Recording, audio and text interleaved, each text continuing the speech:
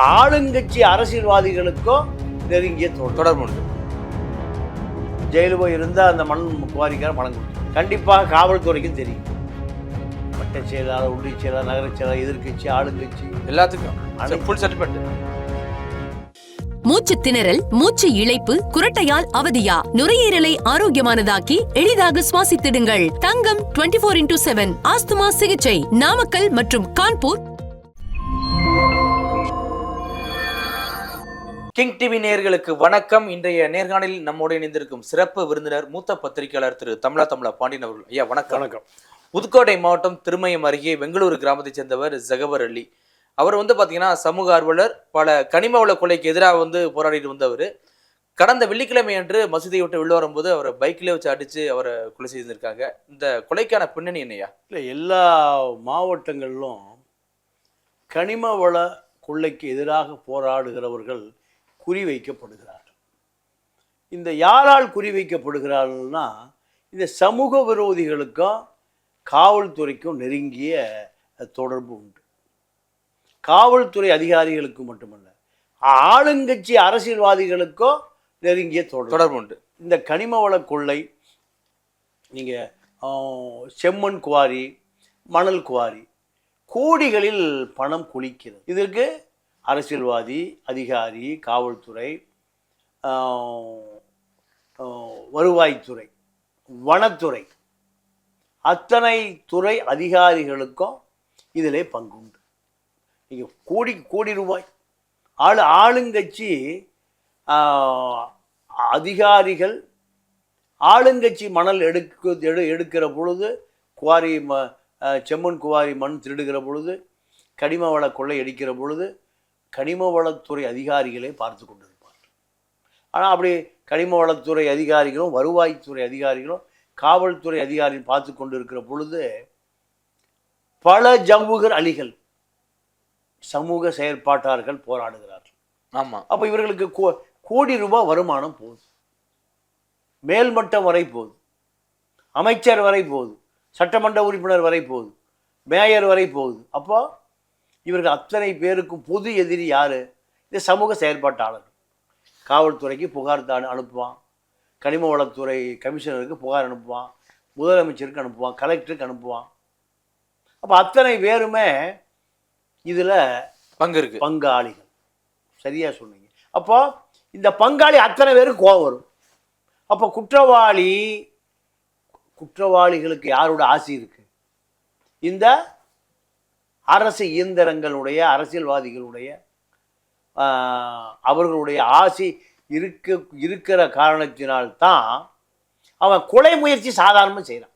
ஆமாம். நீங்கள் தாக்கி போட்டு போவதல்ல, திட்டமிட்டு கொலை செய்கிற அளவுக்கு இந்த சமூக விரோதிக்கு எங்கேருந்து சக்தி வருதுன்னா, அரசியல்வாதியும் அதிகாரியும் காவல்துறையும் கொடுக்குற தைரியம்தான். இந்த வழக்கு நீர்த்து போகும். தமிழ்நாட்டில் ஒரு வழக்கு போட்டது எப்படியோ அரசுலேருந்து தானே கை மாறி இருக்கு. இந்த மாதிரி உனக்கு எதிராக ஒருத்தன் கம்ப்ளைண்ட் கொடுக்குறான் அப்படின்னு சொல்லி. அப்போ இது அரசு தானே ஒரு பொறுப்பு. இல்லை, அரசு பொறுத்த வரைக்கும் அரசியல்வாதிகளுக்கு அத்துணை தகவலை எங்கிருந்து போகுது? அதிகாரிகிட்ட தான் போகுது. ஆமாம். உனக்கு ஒரு 10 பெட்டிஷன் அனுப்பிச்சிருக்காயா, இந்த 10 பெட்டிஷன், இதுக்கு மேலே நான் பெட்டிஷனை ஒழிச்சு வைக்க முடியாது, மேலதிகாரிக்கு அனுப்பியாகணும். மேலதிகாரிக்கும் மனு போகுது. மேலதிகாரி எனக்கு கொடுக்க விசாரிக்கிறார். இது ரொம்ப நாள் நான் இதை உனக்கு எதிரான அத்தனை ஆதாரங்களையும் தடு, நீயே அவனை கவனிச்சுக்க. இப்படி அதிகாரிகள் தரப்பிலிருந்து கொடுக்கப்படுகிற ஆணைகளைத்தான் அரசியல்வாதி ஆளை வச்சு ரவுடி வச்சு பண்ணுறான். நீங்கள் இதை விசாரிக்க வேண்டியது யார்? காவல்துறை விசாரிப்பான். இது இந்த மரணம் எப்படி மரணமாக நடந்திருக்குன்னு புகார் பதிவு பண்ணுவானா? ஆக்சிடென்ட்டா? சஸ்பெக்டட் டெத், சந்தேகத்துக்கிடமான மரணம். யார் அந்த சந்தேகத்துக்கிடமான ஆள் தெரியாது. ஆனால் 4 பேர் அரெஸ்ட் பண்ணியிருக்காங்க ஐயா. இல்லை, அது போலி குற்றவாளி. அந்த குற்றவாளி போலி குற்றவாளியாக இருப்பார். அந்த குற்றவாளி ஜெயிலுக்கு போவார், வெளியே வந்துடுவார். உண்மையான குற்றவாளி எப்போ அரெஸ்ட் பண்ணியிருக்கணும்? கொலை நடப்பதற்கு முன்பு. ஆமாம், கொலை நடப்பதற்கு முன்பு நீ செஞ்சால் தான் உண்மையான குற்றவாளி. இப்போ இந்த குற்றவாளி பாருங்கள், நிறைய வழக்கு இருக்கு, 10க்கும் மேற்பட்ட வழக்கு நிலுவையில் இருக்கு. இவனுக்கு என்ன தொழில்? ஜெயிலு போய் இருந்தால் அந்த மண் குவாரிக்கார பணம் கொடுத்துரும். நீங்கள் ஒரு நாளைக்கு ஒரு 50 லாரி எடுக்காத சிறு குறு கான்ட்ராக்டுகளே இல்லை. ஒரு லோடு 10,000 ரூபா வரும், 50 லோடு 5 லட்சம் ரூபா வரும் ஒரு நாளைக்கு. இப்போ எவ்வளோ கனிம வளம் கொள்ளை போகுது? ஒரு நாளைக்கு 5 லட்ச ரூபான்னா நீங்கள் 10 நாளைக்கு 50 லட்ச ரூபா. ஒரு நாளைக்கு 10 லட்ச ரூபான்னா 10 நாளைக்கு 1 கோடி ரூபா, மாதம் 3 கோடி ரூபா.